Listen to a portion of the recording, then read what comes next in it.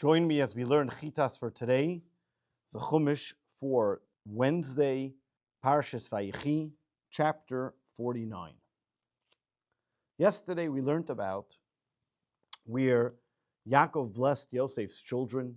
He switched the hands. He put the right hand on Ephraim, which was the younger one, the left hand on Manasseh, which is the older one. And today we learn as Yaakov now gathers his children around and gives them his last will and testament, the blessing before he passes. Verse 1, chapter 49. Vayikra Yaakov al banav, and Yaakov called his children, his sons. Vayomer, and he said to them, Hey osfu v'agid alachem, assemble yourselves, and I will tell you. Eis asher yikra eschem ba'achris hayamim, that will befall you at the end of days. Rashi, what does it mean that he was going to tell them of what was going to happen at the end of days? And as over here, Rashi tells us, verse 1, Bikesh Yaakov legalis as haketz. Yaakov wanted to reveal to the Jewish people the end of days of when the exiles will be complete, the coming of Mashiach. However, v'nistal kamim enu shchina, the shchina, the divine presence, has left him. V'hischil loymar dvarim acherim, and therefore he began to say other things that have nothing to do with the end of days. This is actually one of the reasons why Parshas Vayechi is like a run-on from Parshas Vayigash, and there is no separation between the two like there are in the other Parshas, because this is when Yaakov's divine presence left him and he was not able to tell them about when Mashiach will come. It's discussed that the Rebbe says, what was Yaakov's purpose of telling them? If by telling them that it's only going to come in a longer time, they might be dissuaded and give up hope and say, listen, it's not going to come anyways for a long time, why should we bother? But if the Rebbe learns from here what Yaakov was teaching every single Jew is that every Jew should have that desire of legalis esacheketz, to reveal the coming of Mashiach, that every Jew should have within himself the utmost desire to bring about, to reveal that coming of Mashiach. Even though he may think, well, it's so long that Mashiach hasn't come, but every moment we can reveal it and bring it before its time of when it's intended to come. Verse 2. Yikafzu v'shimu b'nei Yaakov, gather together and listen to sons of Yaakov, v'shimol Yisrael avichem, and listen to Yisrael your father. Verse 3. Reuven b'chayriata. Reuven, you're my firstborn. Koichi v'reishis oini, my strength and my first vitality, my first strength. Yeser se'es v'yeser uz, foremost in rank and foremost in power. Over here, Rashi explains, what does it mean, his first power, his first strength? And Rashi explains as follows. Verse 1, Reishis Eini, Hi tipa rishayna shalai shalaira keri miyamav. This, you were born from the first drop of my semen, for until then, Yaakov has never had an unintentional emission. Eini, the word oini in this case means strength, koichi, and we'll find this in other verses as well. Kemoi matzasi oinim berev oinim alein oinim. In other places where it says, I secured my power for myself because of my great might, and those who are of no strength. Again, in other places where we find the word oin to mean strength. Yeser se'es, foremost in raising, meaning you were fitting to be greater than your brothers by receiving the kahuna, by receiving the priesthood. And therefore the word over here, se'es, comes from the word nesius kapayim, like the word from the same root of lifting their hands, referring to the priestly blessings that the Kohen would give. Yeser uz, foremost in power. B'malchus, this is a majesty, royal power. As it says in Tehillim, Kimoi v'yitenes l'malkoi, and that who will give strength, ois, the word ois, to the king. Mi garam l'cha lehafsid kalela. What caused that you should lose all these things? And that's the next verse, verse 4. Pachas kamayim al toisar, you're impetuous like water. Al toisar, you will not be foremost. Ki alisa mishkevei avicha, because you mounted your father's bed. Oz chilalta yitzui Allah. Then you profaned, the divine presence that resided over my bed. What was Yaakov referring to? And this is referring to the time when he moved Bilhah's bed out of Yaakov's tent and he moved Leah's bed there instead. And Rashi explains what happened and what was so wrong with it. And he explains as follows. Pachas kamayim, hapachas v'habehola, water like impetuously, the impetuosity and haste, which you are quick to display your anger, laharis kasacha, to show your anger, kamayim alola maharim l'rutzasam, just like water runs along very quickly, so too you are quick to show your anger. Ki alisa mishkavei avecha oz chilalta. Rashi explains, al toisar. So Rashi explains, what does it mean? You will not be foremost, meaning altar belitin kol yisr salolu shayiro yislach. You are not going to get all those privileges that would have been yours. And what was this impetuosity that you did, which you have showed? And then he continues, for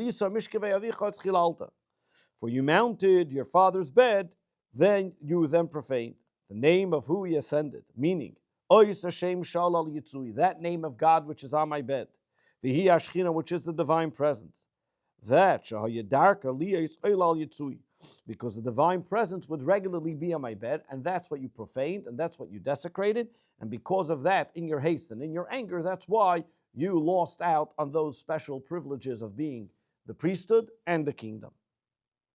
Rashi explains where is the word pachas, and what does that mean? The word pachas is over here a noun, impetuosity, and therefore, according to its accent, you will find the cantillation is with a patach, and all its vowels are a patach. If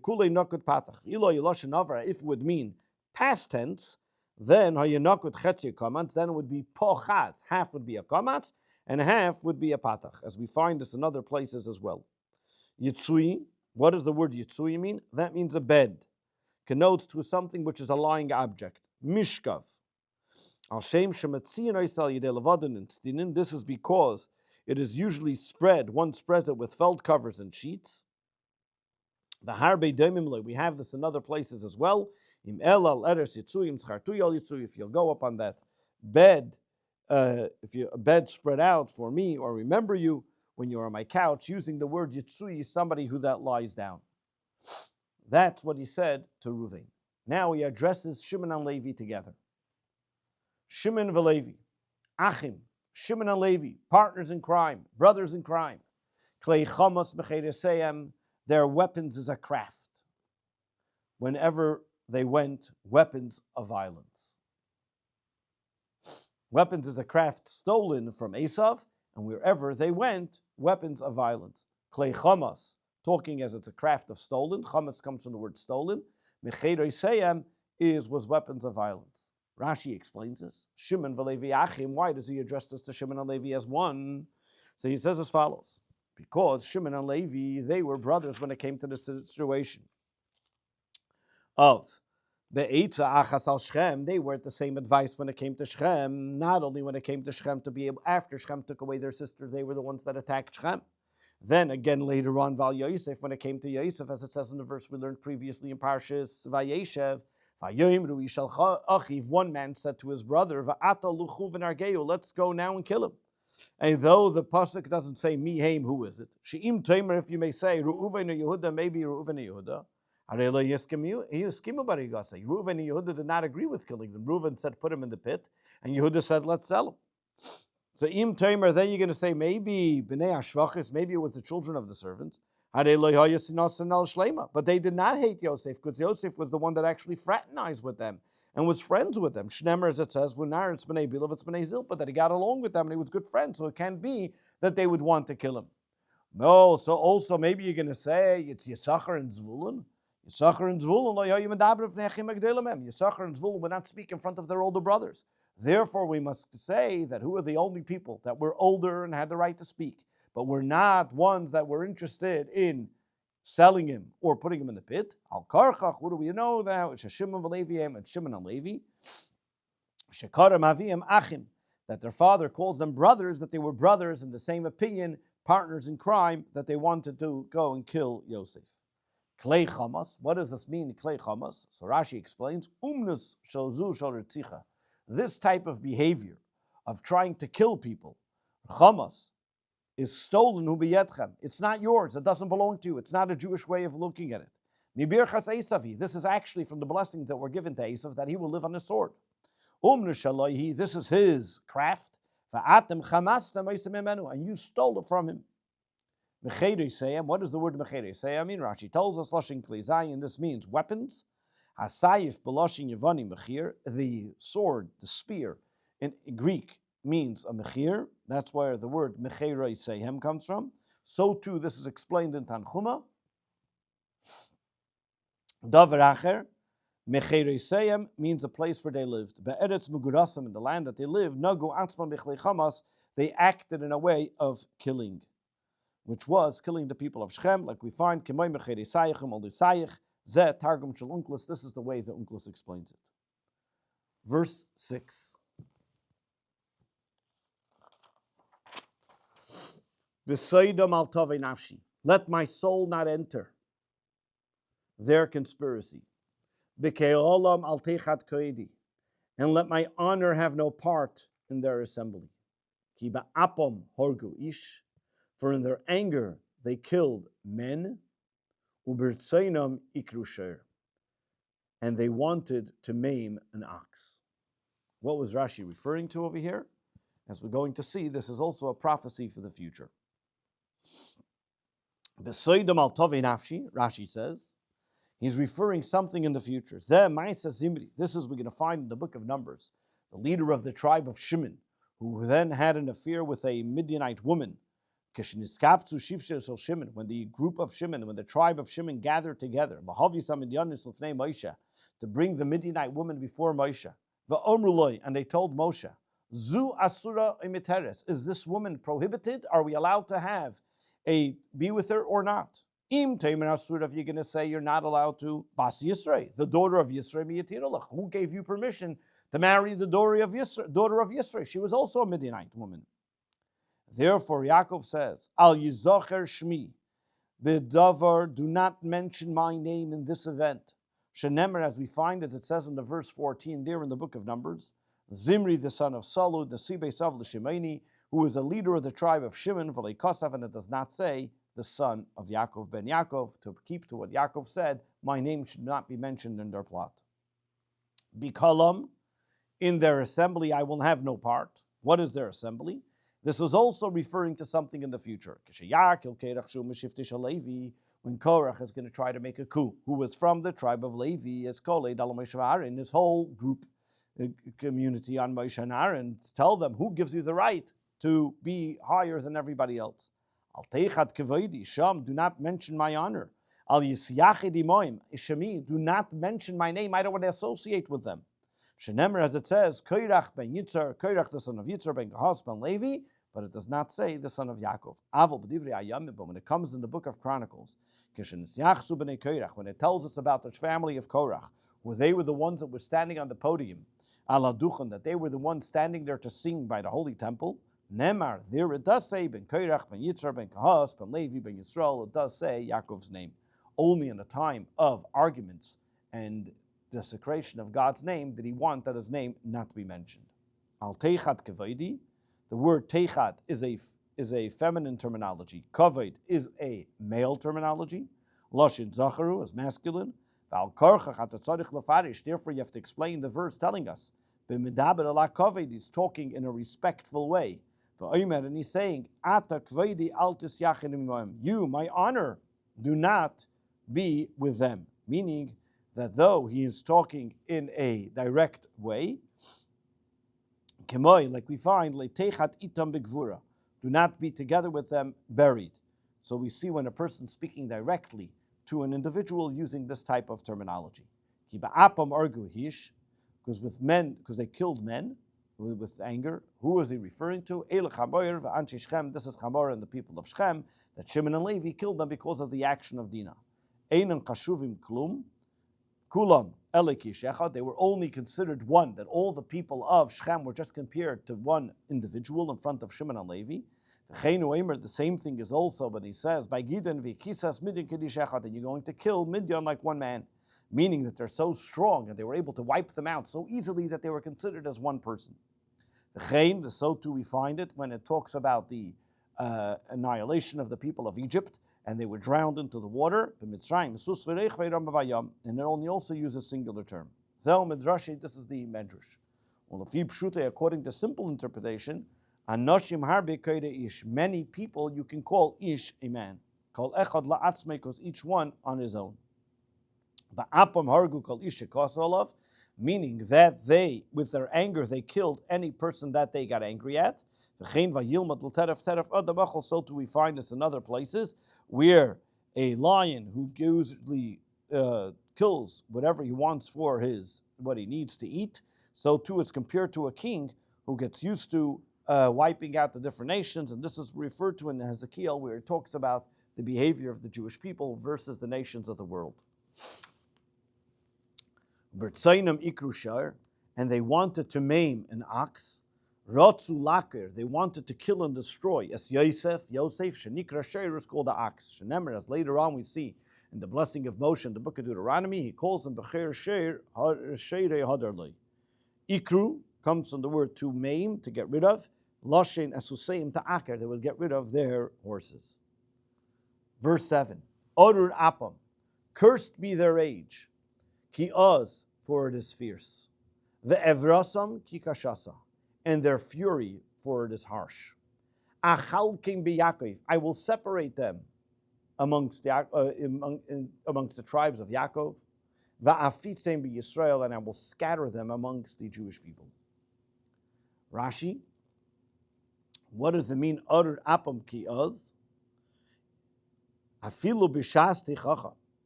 Over here we learned something, that even while Yaakov is rebuking them, leikilel, he did not curse them. Elas apam, he cursed their anger. That means he never cursed the individual, he cursed what they did wrong. This is what Bilam said, that even when that Bilam was talking about a prophecy, that even when he mentioned something that they did wrong, he doesn't curse them, the Jewish people cannot be cursed. Achalkim b'Yaakov, being that both of them were part of the same idea and same advice. And what does it mean? I will separate them one from the other. Levi will not be counted amongst the rest of the tribes. So they are separate from Shimon, who was counted amongst the rest of the tribes. Another explanation is, there are the most poor people amongst the Jewish people were the scribes and the teachers, that they would usually go from place to place finding jobs. Shimon, where did they come from? Shimon, that they would spread out and they would have to go from place to place. So the teachers and the scribes would come from the tribe of Shimon, that they weren't settled in one place to be able to find their source of sustenance. The Shiftei shel Levi, and as well as the tribe of Levi, the tribe of Levi, that they were an important tribe of great scholars. They wouldn't have to go around like poor people, but they would have to go to all the Jewish people and get from their warehouses to be able to collect the tithing and the special parts that they would have to give, donations and gifts they would have to give to the Kohen and the Levi. So it gave them their fact that they had to be spread out in a more respectful and honorable way, but at the very same time they had to go around collecting the tithing and the donations that had to be given to the Jewish people, to the Levi, the tribe of Levi, which were the Kohen and the Levites. Verse 8. Yehuda. Now he comes to Yehuda. After he had rebuked the first three tribes, Yehuda was concerned that now Jacob's going to rebuke him for what happened with the story of Tamar. Therefore he starts and says, Yehuda, Ata, you. And therefore he calls him back and says, Yehuda, don't run away. You are getting a blessing, however. Ata yeducha, echecha. Your brothers will praise you. Yadcha ba'oiref, oivecha. Your hand unto the neck of your enemies. Yishtachavu lecha b'nei emecha. Your father's sons will bow down to you. What was he referring to over here? As Rashi explains, Yehuda ata yeducha. Why does he begin by saying Yehuda?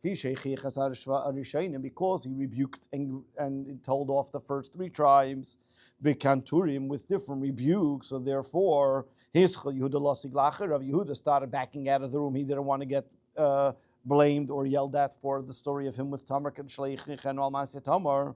Therefore, Yaakov calls him back with words of appeasement and says, Yehuda, you're not like the rest of them. Your enemies will be turning their necks to run from you. Made David in the time of David. Shenemer, as it says, that my enemies turned their back running on me.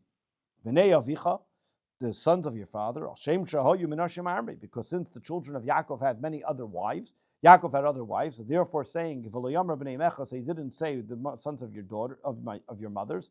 Like Yitzchak said as well, that the Yitzchak said, and they will bow to you the sons of your mother. But because over here there were multiple mothers, he said the sons of your father, because that would refer to all the 12 tribes. Verse 9. Gur Aryeh Yehuda. Yehuda is a young cub. Miterev beni Alisa, a lion. You raised yourself, my son, above. Kora ravatz ka'aryeh uchlavi miyikimenu. Crouch, you will crouch down like you are people crouch and lie down like a lion, and like a fearsome lion, no one would dare rouse. What's he referring to? Rashi, verse 9. Gur Aryeh, al David, he was referring to David. Nisnabe, he was giving, Yaakov was saying the prophecy about King David. Bitchila, at first, he's compared to a gur, a young cub. Because even while King Saul was around, King David was already leading the Jewish people. Even while Shaul was the king amongst the Jewish people, you were taking and helping the Jewish people. But later on, he's referred to an Aryeh, a lion, when the Jewish people anointed King David as a king. That's why the Unkelus explains and describes this case as Shilton Yehei B'Sheruya, that he will be a ruler and over as a king. Betchila in the beginning, and then later on he will ultimately be the king as well. Miteref, what does it mean, Miteref? So Rashi explains, in the beginning, Yaakov accused Yehuda that he was the one that killed Yosef. And therefore, then why did he kill Yosef? Because Yehuda may have been concerned that Yosef will take the kingdom from him. This that I accused you. Yosef, that you were the one that killed Yosef. When you said that in the wild animal ate him. Zel Yehuda nimshal Aryeh. This was Yehuda that was compared to a lion. B'nei Alisa, the words, you raised yourself, my son. Silachtes atzmecha, you removed yourself from that accusation. V'amart, and you said, ma betza, what benefit would we get? The same as well barigas Tamar. When it came to the time that you were about to kill Tamar, shehoida, that you agree, that you acknowledged and you admit, and you said, tzat kamimeni, she is correct. Lefichach, therefore, kora ravat, you had that ability, that in the time that they will have to crouch and lie down like a lion, meaning that they will be able to be there in peace, through the waging of the war of King David. You will have that peace in the time of King Solomon. As it says, Ishtachas Gafne, that the Book of Kings explains that during the time of Solomon there was so much peace that every person settled in the land of Jerusalem, each person under his vineyard. Verse 10. The scepter will not depart from Judah, nor lawgivers from among his descendants. Ad ki yaveh Shiloh, until that time, the coming of Shiloh, which refers to the coming of Mashiach. V'lo yikas hamim, before whom the nations will assemble. As we see in Rashi explains what this means. Yasser shevet mi Yehuda, from the time that the king of Judea will be a king, from David ve'elech, from David and onwards, Eile Rasha Golia Shebabavel, these will be the leaders of the tribes, the leaders of the exile in the Babylonian time, that they would rule the people with the stick. That they were appointed by the king, that they will then rule the Jewish people. They will be also from the tribe of Judea. What does the word from mechoikik mebein raglav mean? The lawgivers from amongst from among his descendants.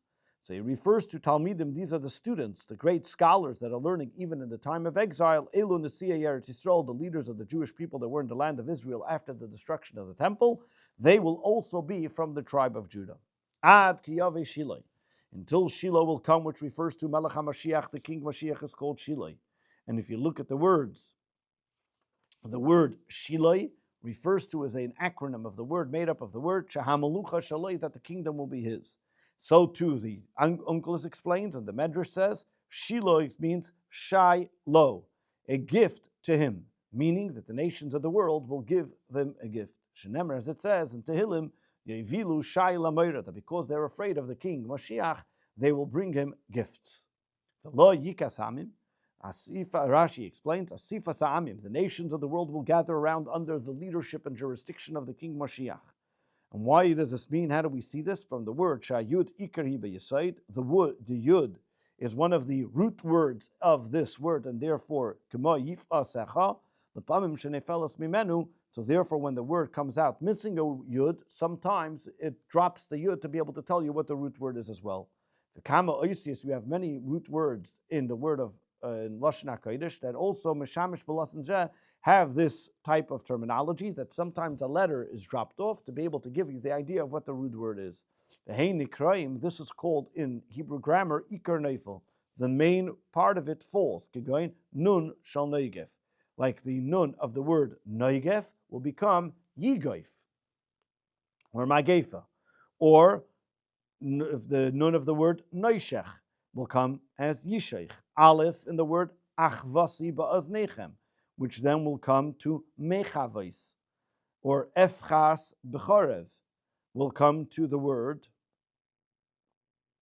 Nevicha, or you'll have the Nun instead of the Aleph. And so too, Rashi gives another few examples. Asuch Shamen, Afla Zeh Yikes Amim. So too, in this case, where the word Yikes Amim, Asifas Amim, which is the gathering of nations, remember as it says, Elav Goyim Yidreshu, to him the nations will come to ask. V'doimele, we have a similar thing that it says later on in the book of Proverbs, Ayin Tilag La'ov, V'sovas Liyikas Eim, L'kibutz Kumotim Shabapanim Ipnei Ziknasa, giving other words that the word Yikas means to gather, where the nations will come, or a person's face gather together because they're old, they have creases in their face.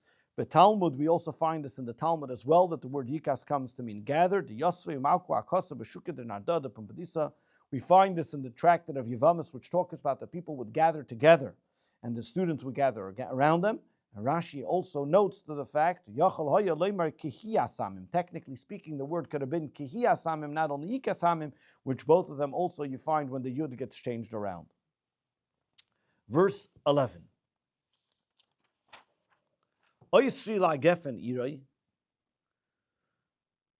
Your portion in the promised land will be a place that one will tie a donkey to a vine. His donkey fell to a single vine branch. He will launder his clothes in wine, and his cloak in blood-colored juice of grapes. Rashi 11. Over here, Yaakov is referring to the land that Yehuda will get when he comes into the land of Israel. He was referring and referencing to the land of Yehuda, that they'll have so much wine and be blessed with wine like a wellspring. Ish Yehuda that a person will tie his vine to his young donkey, and he will be pulling the grapes from another. When we say that's how much wine, there'll be so many grapes that they'll need a donkey for every single vine. When we say echad, and from one branch, ben osein echad, you are going to need one donkey for each branch. Seireka, what does the word seireka mean? Zmoira aruka, a long vine, meaning that it's going to be so much vines and so many grapes filled with wine, they'll be filled with wine. Kibes bayayin, it doesn't mean literally, this is a metaphor that he's going to wash his clothing. This is all referring to the fact, this is telling me how much wine there will be there, as if you'll be able to wash his clothes in wine. Susay, this is from the word garment. Lashimin begeru, it's a type of garment. There is no other similar word used like this in the verse. Oisri comes from the word oiser, to make a knot, to tie. We find this also as well in Tehillim, that he will uplift the poor. So too, when we talk about the son of his donkey, referring to the yud in these cases are only there to be able to enhance the word. For Unkel and Tergem, Unkel explains that this is referring to B'melech HaMashiach, that the verse of here is referring to Mashiach. Gefanim Yisrael, that the vine refers to the Jewish people who are compared to wine. Iroi, the donkeys, Yerushalayim, that's the Yerushalayim. The king of Mashiach is going to come on a donkey. So Reikai, Ela Yisrael, the long vine, it refers to the Jewish people who are compared to a long vine. The son of the donkey, Yivnun Hechle, the Jewish people will build the holy temple. Lashin Shara Osin B'Sefer Yecheskel, as it's discussed in the book of Yecheskel. The Oid, the Unclus, the Targum, the Aramaic translation goes on to explain the Tirgum Ebanim Acherim and explains it in another way. Gefen, he also gives another explanation that it could be. Gefen, the vine, Elu Tzadikim, that's referring to the righteous. B'nei Asayinai, the son of the donkey of the Yadaisabul Panimei. Those are the Tzadikim, those that learn and keep the Torah going, the great Torah scholars. Al Shem, and they're called wine, Reichiv Asenis Cheres, because they are the ones who bring the words of God to the people. And they're the ones that are teaching the Torah from the words of Mashiach as well. Next Rashi, so Rashi continues. Kibes Bayayin, so the Targum explains, what does it mean that he's washing in clothes as wine? The clothing of Melech HaMashiach, of the King Mashiach, are going to be beautiful, that they're going to be the color of purple, which is like the color of wine, that its color is the same as wine, and the coloring is the same terminology as susay, that the woman puts it on and this way seduces the male to be able to look at her. Pirshu b'Talmud, so too the rabbis explain the word susay in the Talmud as hasata, to turn away, as to go astray, from the word lashon hasata shikris, that the wine causes a person to go astray and not to walk on the right path. And we see this in the tractate of Ksubas when it talks about wine. When you say that it may not satiate the individual or get him drunk, but it causes him that when he's drunk, it causes him to veer off the right path. Verse 12. In the future,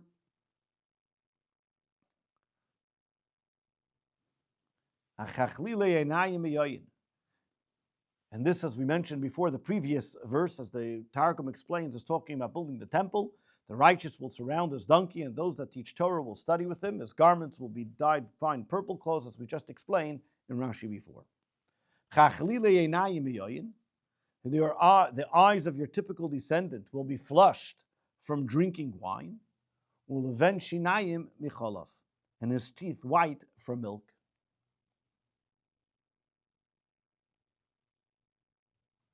Rashi explains, what does this mean?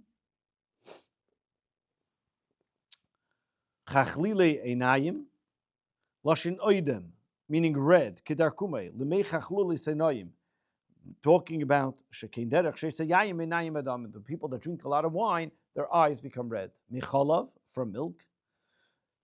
Rebeiroiv chala, from drinking so much milk. Shehei ba'artzei mira tev la'edreitzei, because in his land it's going to be very good pasture for the people that are shepherding the sheep, and from them they're going to be able to it's going to be dripping so much milk from them. This is what the simple interpretation of the verse is. That the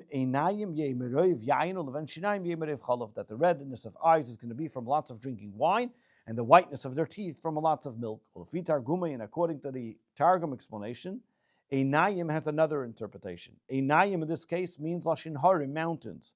Shemisham Tseif Lemerachik, that from there they'll see for a distance. Another explanation Unclus gives, Panim Acherim, Lashem Mayones, it's going to be a place of well springs, Kilu Chayekavim, and washing of the vineyards, Vinavoy, Yekavim Shalei Lashin Arami, it's a Aramaic terminology of A yekev, which is a vineyard or a place where there is beautiful grapes, is called navo.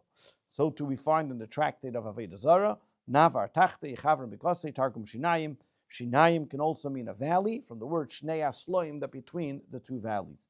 So over here, the Targum calls it mountains and valleys, while the simple interpretation, one can explain that because of drinking too much wine and having lots of milk, because of what's going to be in their eventual property in the land of Yehuda. Verse 13, now Yaakov moves on to the next son, Zevulun. Zevulun l'choif yamim yishkin. The tribe of Zevulun will dwell by the seashores. V'hu l'choif aniyas, and it'll harbor, will be with all the boats that will be there, and the Yarchesei al Sidon, and its border will reach Sidon. Rashi, Zvulun l'choif yamim, al choif yamim tiya artzei, on the seashore will be his land, the property, when he's going to get the land. The word choif means safar, like on the border, and he will always be there by the harbor, by where all the boats come in. In the place where the boats bring in all the business, all the different produce, and they will be very involved in business, and this way he'll be very wealthy. Zvulun is going to be busy in business. And he's going to bring food for the tribe of Yisachar. And they're going to be learning Torah, studying Torah, and then we won't have to worry about making a living. That's what Moshe says at the end of the book of Deuteronomy when he blesses the tribes. Zvulun should rejoice while he goes out in business. The Yisachar Bayalecha, while Yisachar is sitting and studying Torah. Zvulun goes out to do business. And Yisachar is able to sit peacefully and calmly and learn Torah all the time because he knows that Zvulun is going to take care of all of his physical needs. Safe Gevul, at the end of his border, Yesamach L'Tzidon will be next to the city of Tzidon. Yarchasei, the word Yarchasei means sofin, a sofa, the end, as we find, as it says, by the building of the ark, building of the tabernacle. It uses the terminology of Yarchasei HaMishkan at the end of the tabernacle. Verse 14. Yisachar Chameir Gorim Revitz ben Amishmasayim. Yisachar is going to be like a strong bone donkey who rests between the towns. What does this mean? Rashi explains, Lachamer ba'alatzomis, like a strong donkey who has very strong bones. It's going to study Torah and understand and take the weight of the Torah and involve itself in Torah like a strong donkey that carries a heavy weight. Revitz ben Mishmasayim, he compares Yisachar kechamer like a donkey, a mahalach b'yom u'layla that goes day and night from city to city.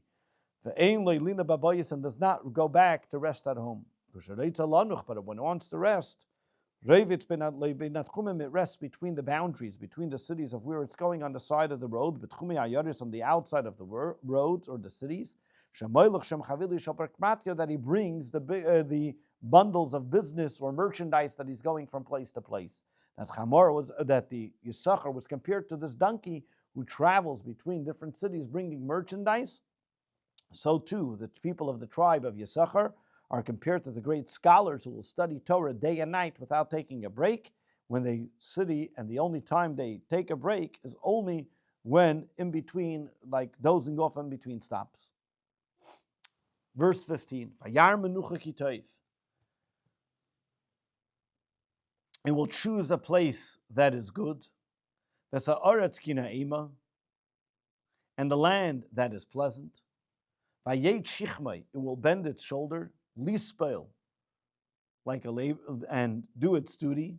Vayihilamas oived, and like a laborer, and will bend its shoulder and and making it a servant tribute. What does this mean? Rashi explains. Vayar menucha kitayv.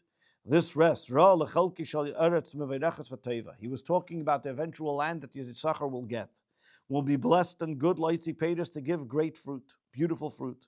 Vayechi lispel. The oil of Torah, that means he is going to bend his shoulder to be able to accept upon himself the yoke of Torah, being that he saw that his land will be blessed with wonderful fruit, he'll be able to study Torah without any worry. And he will be for all the Jewish people, to l'cholach of Yisrael, l'mas oived, lifseik, to give them the laws and the teachings of Torah. They will be the ones responsible to make the leap year. As it says later on in the book of Chronicles, that from the people of Yisachar they will know what to do, what times to do. Lodas Mayasi Yisrael, to know what the Jewish people should do. Rasheim Masayim, amongst them there are going to be, as it says there later on, amongst the leaders of Yisachar would be the leaders of the Jewish people. Rashi, Sanhedrin, Hamid, that all the heads of the Sanhedrin will come from the tribe of Yisachar, and they will listen to them, they will follow their instructions, and they will be there. The needs of the people will be on their shoulders to be able to tell them what to do. Vayechi, he lowers himself. Like we find the terminology, Vayechi Shemayim, hatu oznechem, the word Vayet means lowers down to hear, or lowers down to pick up his load. Unclus, however, gives it a different explanation. Over here, Unclus says as follows: Vayet shichmei lispel, that this is to be able to tolerate the wars of the Jewish people, and to be able to conquer different cities. That they were sitting at the border. And therefore the enemy will be conquered under them. Lemas oived, like the nations of the world, to be able to take taxes. To be those people that you govern, they have to pay you taxes. Verse 16. Dan yadin amay ke'achat shiftei Yisrael. The Dan will avenge its people like the tribes of Israel will unite. This is referring to a Dan will avenge the people, as there will be the most distinguished of the tribes of the Jewish people. Rashi 16.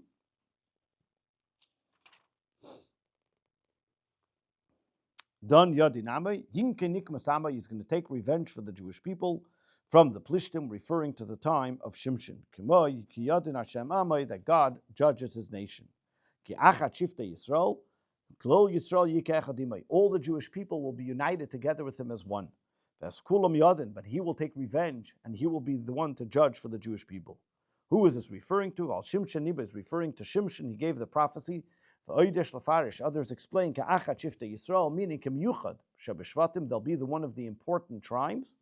And this is David, Yehuda. This is David, which comes from the tribe of Yehuda, and it's saying that the revenge that Shimshon will take on the Plishtim, this will be as great as David, who will take revenge on Goliath later on as well.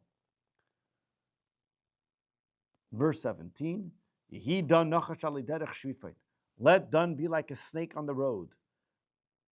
A viper on and aliderech shefifain, and on a viper on the path, or like a viper on the path. Ali oirach. Yidan aliderech. Let Dan be like a snake on the road. Ali shrifen ali oirach, and a viper on the path. Hanoishech ikvezus, biting the horse's heel. Vayipol reich vayacher, so that the rider falls backwards. Shefifain hunachash. This refers to a snake. The reason why it's called a snake, because the way it puts a hiss into in the person, that it lets out that noise before it's going to sting or bite a person. That the snake bites and stings the individual, and because of that, it hits itself back, and that's called the word nishifa, like slings back. This is the way a snake works, meaning that it bites the bottom of the horse. Because of that, it falls, knocks over its driver, and kills it. And he compares it to a snake, who bites the bottom of a horse, the heels of a horse, and the rider falls off, even without killing the rider without even touching it. This is what happened by Shimshon. That Shimshon was on the bottom of the home, and he smashed the two pillars of the home. The home came whole crashing down, killing everybody. Va'agog, Shalagog, Mesu, and all those people that were on the roof were killed, just like a snake that bites the horse, and the rider on top comes off and gets killed. Unclus explains, it's a type of snake, it's a viper, that when one gets stung or bitten by it, there's no way for one to get healed from it. Futzif Eini, this has a very strong poison. The Kodi Churman It's called a churman al shem shem v'isa kol chedim, because whatever it touches, it destroys it completely. Ukif k'may pesen, like this snake that kills everything and there's no healing for it. Yichmein yerev, this is the way that it hides between the rocks and attacks the person, ambushes them, and can kill the individual. Nishu oscha kivisi Hashem. I hope for your salvation, O God. Over here he's referring to Dan and talking about the time of Shimshon. As of here Rashi explains, verse 18, Nisnabe he prophesies, Sheyinakru plishtim eseinav, that the plishtim are eventually going to poke out his eyes. The Seifei, and Shimshon is going to pray to God. Zachreni no v'chaskeni no achapam. God, please remember me, give me my strength this time, that I should be able to overcome the plishtim, though I may have done something wrong, but I should be able to overcome them and eradicate them for the Jewish people. This concludes the fourth Torah reading of Parshas Vayechi.